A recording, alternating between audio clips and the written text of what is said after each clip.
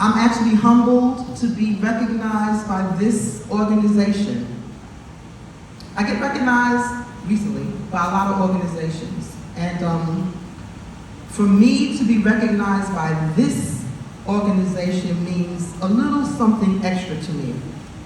When I was an undergrad, I stood on the shoulders of my sister, Bertha Lewis. A number of us stood on her shoulders. She probably doesn't remember me. I was really busy running around, but I used to go to Acorn. There was Keith Fullerton, Clarence. You probably remember them better because they were more invested. But it was a team of us, and we used to go to Acorn, and we would listen to Miss Lewis, Miss Bertha, and she taught us about organizing.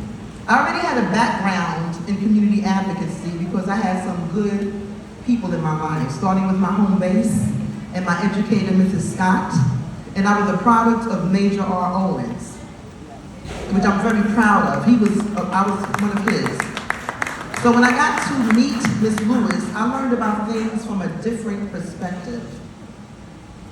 I learned how to knock on a door. I learned how to talk to people to let them understand what their actual rights were. I learned how to explain to people how to stand up for your rights and how to advocate for what is duly yours and to not leave any stone unturned until you achieve it, although my parents did teach me that as well. So Bertha Lewis, who I call my sister, I believe we're related because we're both L-E-W-I-S. Yes, we're Lewises. Has been a mainstay and a staple in my life. It has been, I worked on, you named the campaign, not all of them, but a lot of campaigns, a lot of people who look like me anyway. And I hope others, but a lot of people who look black like me. I worked on a number of their campaigns if they're from Brooklyn. A lot of them have achieved great walks now, but they didn't know you have to start somewhere before you get to the top.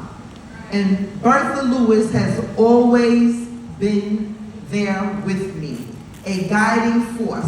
We don't always agree, but we're respectful to each other, we love each other, and we can always have a real and a true conversation.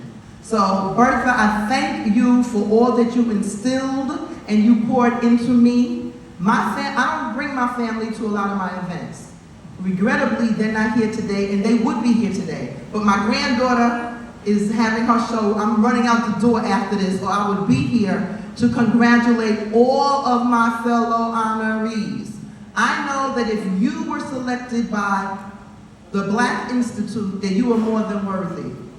I know that if you were selected by the BLAC Institute, that means that you give back to the communities that are disenfranchised, and that you deserve to be an honoree. When I looked at the names of today's honorees, I was humbled to know that your team selected me to be with such an illustrious and auspicious group of women. I just could not imagine that I would be a part of that collaboration of women. And I want to say something. Two of my sorors are here. I always got to shout out my sorors from Alpha Kappa Alpha. Tiffany Raspberry, you already know. She is also a part of the mayor's team. So when you were naming people who are in the administration, you have me, I'm his chief advisor, one of 3 direct reports. And we have our soror, Tiffany Raspberry. We already acknowledged our commissioner. And my soror, Lou Shawn. Oh, you videoing me? Hey, Lou. She's a board member. And I was sitting at the table and I was thinking to myself, hey, you know what? I need to be a member of that board.